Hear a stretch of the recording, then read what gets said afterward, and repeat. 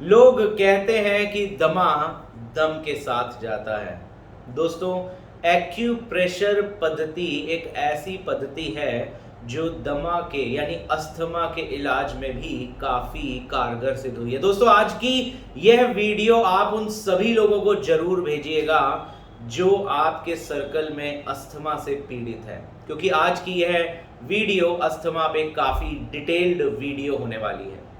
सबसे पहले मैं शुरू करूंगा एक ऐसे कॉमन पॉइंट से जो सभी तरह के अस्थमा में रामबाण काम करता है। अस्थमा के सभी तरह के मरीजों में वो इंस्टेंट रिलीफ देने का काम भी करता है और इम्यूनिटी बढ़ाने का काम भी करता है।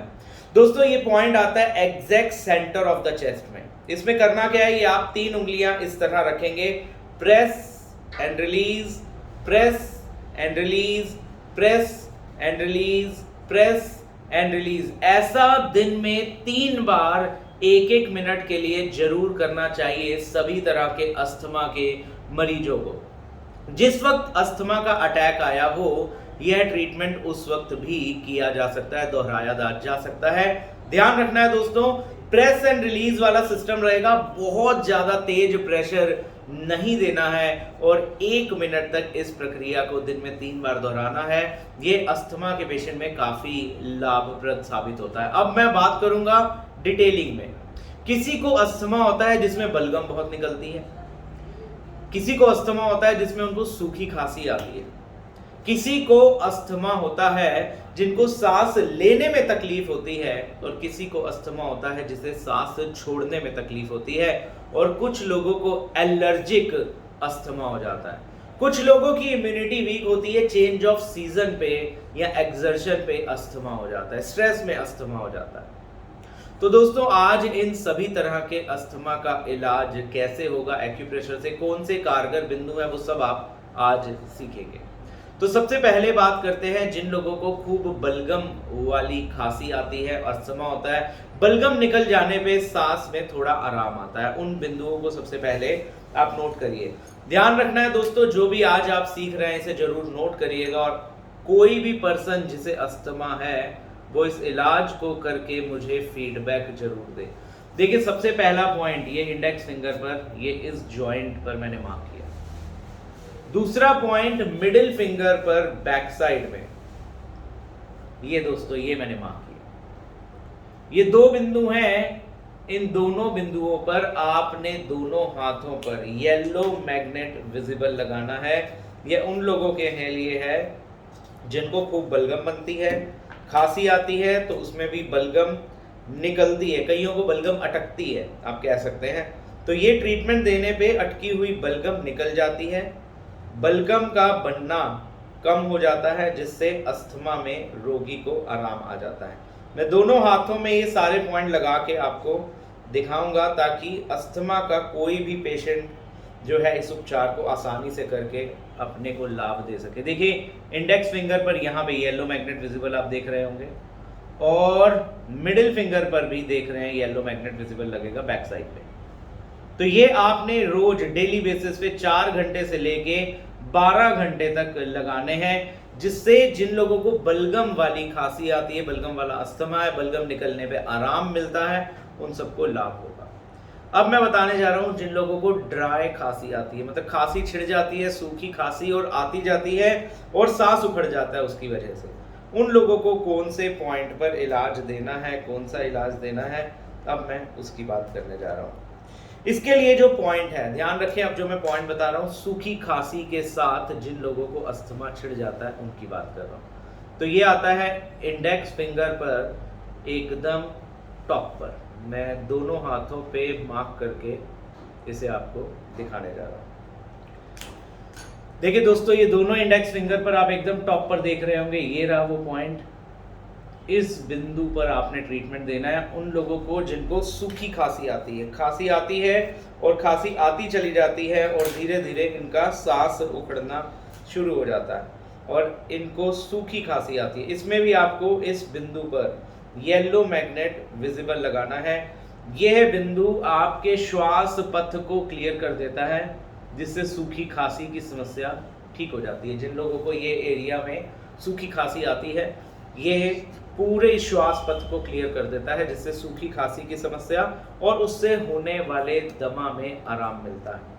इसके बाद तीसरी तरह का अस्थमा होता है दोस्तों, जिसमें एलर्जिक अस्थमा होता है। धूल से, धुएं से, पेंट की खुशबू से, इन सब चीजों से अगर आपका दमा ट्रिगर होता है तो इसे एलर्जिक अस्थमा कहते हैं। एलर्जिक अस्थमा के पेशेंट को कहाँ इलाज करना है, पहले उस बिंदु को अच्छे से देखें और फिर क्या इलाज करना है उस पर बात करेंगे। देखिए ये आपकी मिडिल फिंगर है, ये इंडेक्स, ये मिडिल फिंगर में ये जो जॉइंट है इससे हल्का सा ऊपर, मैं इसे मार्क करके आपको दिखा रहा हूं दोनों हाथों में।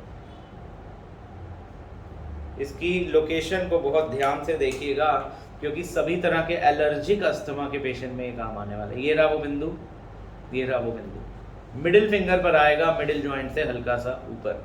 और इस पर क्या करना है, इस पर भी आपको येलो मैग्नेट विजिबल लगाना है। येलो मैग्नेट विजिबल लगाएंगे तो जो आपकी एलर्जी है वो ठीक हो जाएगी और इसकी वजह से एलर्जिक अस्थमा का जो आपको अटैक आ रहा है उसमें लाभ मिलेगा।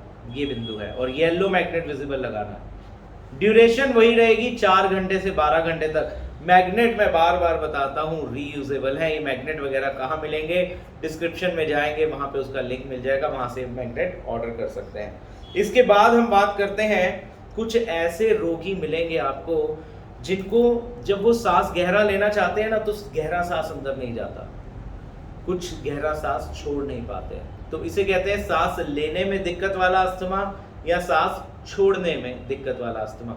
तो सांस लेने में दिक्कत हो या छोड़ने में दिक्कत हो, 2 पॉइंट के कॉम्बिनेशन से ये ठीक हो जाता है। वो 2 पॉइंट बिल्कुल ध्यान से सुन ले, ये आपकी लंग्स की कैपेसिटी को भी बढ़ा देंगे। जो 2 बिंदु अब मैं बताने जा रहा हूँ ये आपकी लंग्स की ओवरऑल कैपेसिटी को भी बढ़ाएंगे, सांस लेने की दिक्कत को भी ठीक करेंगे, सांस छोड़ने की दिक्कत को भी। अब ये बिंदु, ये जो जोड़ है इससे थोड़ा सा यहाँ इधर को आएगा। अब देखें लोकेशन इसकी, सबसे पहले ये एक बिंदु हो गया, दूसरा बिंदु आएगा मिडिल फिंगर पर और दूसरा बिंदु मैंने ये मार्क कर दिया मिडिल फिंगर फ्रंट साइड पे। तो एक बिंदु ये और दूसरा बिंदु ये। अब इन दोनों बिंदुओं पर क्या करना होता है, आपको लगाना होता है स्टार मैग्नेट। अभी तक हमने जितने पॉइंट सीखे उन पे येलो मैग्नेट विजिबल लगाया था। अब जो पॉइंट हम लगाने जा रहे हैं इनमें सिल्वर साइड स्किन पे टच होगी और ब्लैक साइड ऊपर विजिबल रहेगी। दोनों हाथों पे इसे भी मैं लगा के दिखाऊंगा ताकि आप इसको आसानी से लगा सकें।